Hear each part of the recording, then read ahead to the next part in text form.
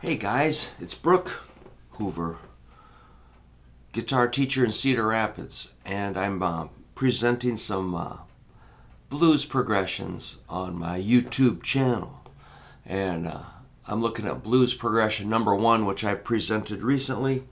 I'm going to try to play along with that. I'm going to go through 2 verses at 55 beats a minute, playing my Strat through the little Marshall here. So this is a pretty simple chord progression, and I'm going to try to play minimally and not I'm just not going to get too wild with it. I'm going to try to make my notes fit in with the chords. All right, let's see how I do. 2, 3.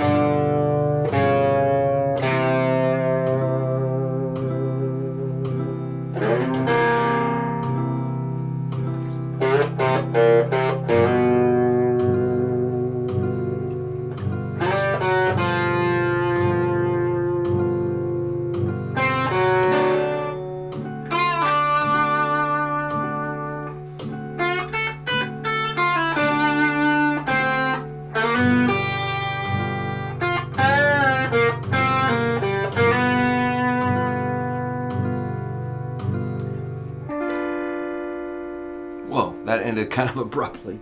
All right, so I was just working down here in the kind of based off of a G blues scale, basically, but I extended down into the lower frets here. So the G blues scale, you can think of it as like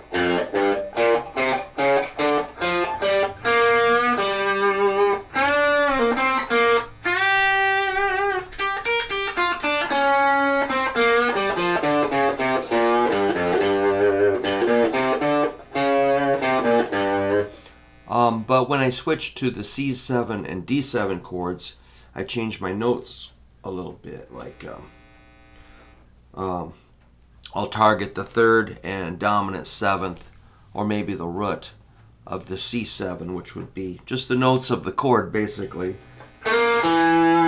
Is a chunk of C7. And then the D7 would just be similar, just a chunk of that.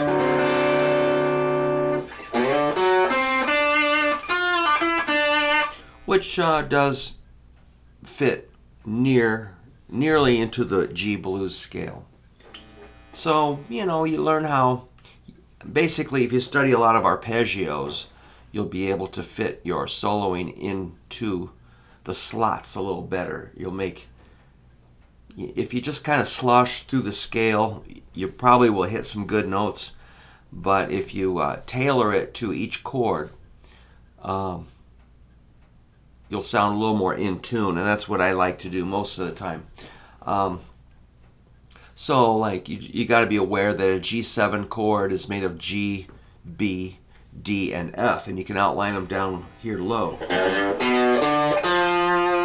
That sounds kind of cool. G, B, D, F. That's the root, 3rd, 5th, and the flatted 7. You could run that over to C. Same shape, C, E, G, B flat. And the D could be same shape. Wow, I should make a lesson about that, or a PDF.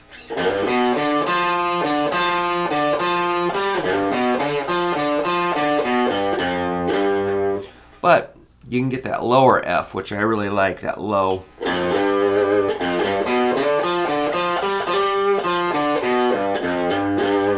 Those are the notes of G7, which sound very targeted. Maybe I'm a little bit of a control.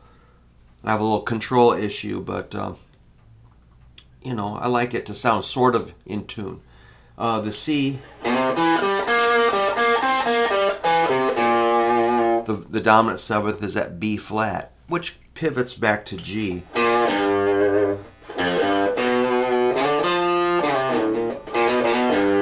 The D,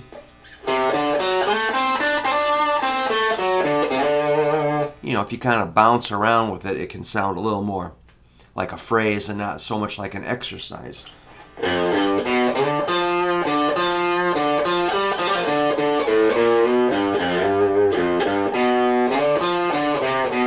And you can get a fourth in there, like the C.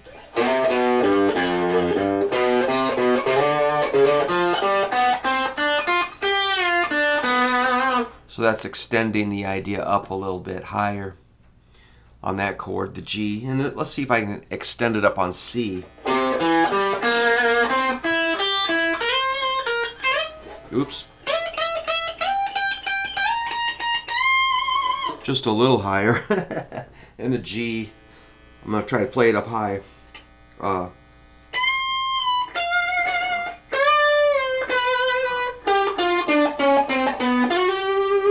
The D.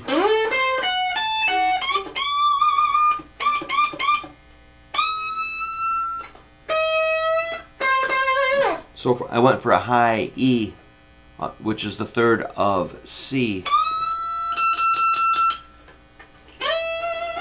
So on a strat, you got like 21 frets. That's a C sharp. Means you got to bend it like a step and a half, which is pretty tense on that first string. You really gotta, you know, get your fingers lined up. So if you know what note you're going for, you know, it's gonna work. And back to G.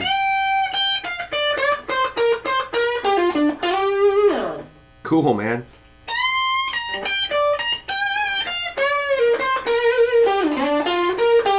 So you kind of learn your phrases, stock phrases. You know, I've got a bunch of those in my pocket somewhere, in maybe a different pair of pants.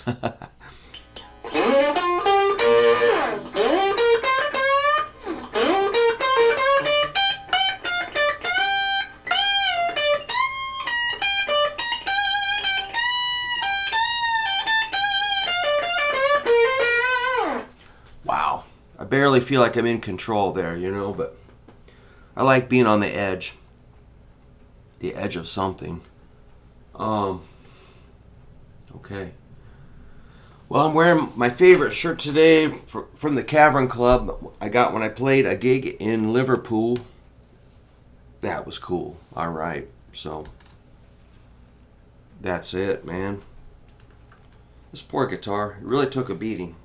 It had a hard life. I'm going to give it a really good check over by an excellent luthier.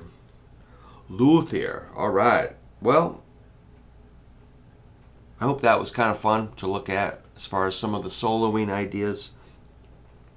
If you need a PDF of that, I can make one to show you some of those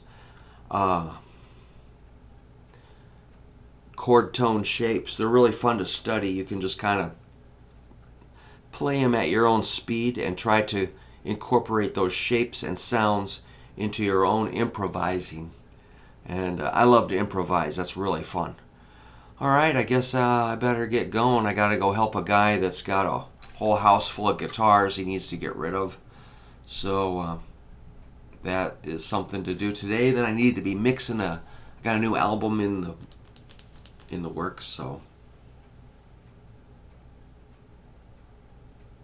a couple of albums in the works, really. All right, man. keep practicing. Thanks for hanging out with old Brookie.